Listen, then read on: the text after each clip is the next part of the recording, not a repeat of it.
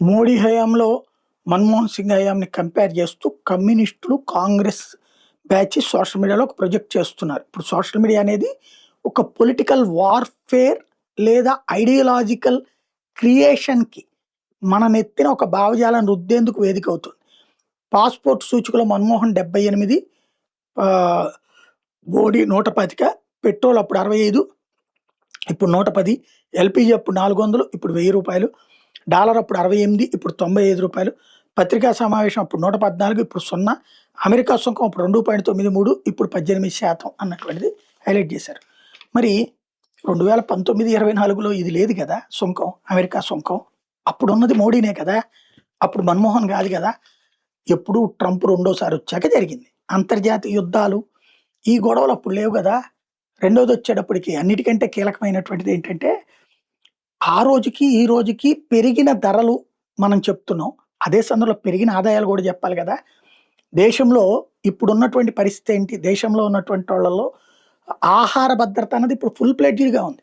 అలాగే ఆ రోజుల్లో రూ. 10,000 సంపాదించడం అంటే, అదే జీవితానికి అతి పెద్దదైనటువంటి ఆదాయం. దాదాపుగా 70% మంది జనం 10,000 సంపాదించేవాళ్ళు. ఇప్పుడు 10,000 అనేటటువంటిది ఒక నార్మల్ కొట్లో గుమస్తా సంపాదిస్తున్నాడు. రూ.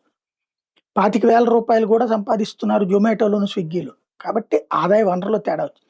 ఇయన్నీ పక్కన పెడితే, మన్మోహన్ సింగ్ టైంలో జరిగినన్ని ఉగ్రవాద దాడులు ఇప్పుడు జరిగినియా? కరోనా, యుద్ధాలు లాంటి అంతర్జాతీయ పరిణామాలను తట్టుకొని నిలబడ్డాం.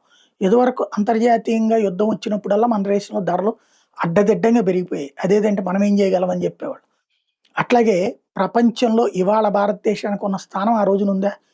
ఏం అక్కర్లేదు. ఒక్కసారి నరేంద్ర మోడీ ఇవాళ వి విదేశాలకు వెళ్ళినప్పుడు అక్కడ అగ్రనాయకులందరూ G7 దేశాలతో మీటింగులప్పుడు, లేకపోతే గనక ఇంకా ఇతరత్రా మీటింగులప్పుడు అక్కడ ఉన్నటువంటి అగ్రదేశాధినేతలతో ఎలా బిహేవ్ చేస్తాడు?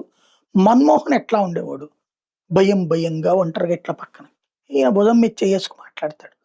ఇది భారతదేశానికొచ్చినటువంటి ఇవాల్టి గొప్పతనం. దాంతో పాటుగా భారతదేశపు ఆదాయ వనరులు ఆ రోజున 12,00,000 నుంచి ఇవాళ 50,00,000 బడ్జెట్ పెరిగినటువంటిది.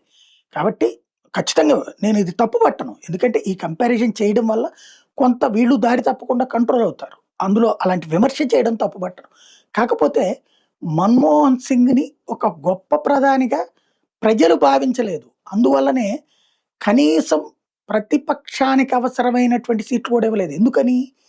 ఆయన పాపం ఒక పపెట్ ప్రైమ్ మినిస్టర్‌గా మిగిలిపోయారు. విదేశీ నాయకులొస్తే సోనియా గాంధీ రిసీవ్ చేసుకుంటది. మన్మోహన్ పక్కన అదేదో పిఏ లాగా నుంచునేవాడు. అలాంటి దౌర్భాగ్యం అయితే ఇప్పుడు లేదు గదా! నేను ఆత్మగౌరవానికి పిలుస్తా అట్లాంటి విషయాల్లో.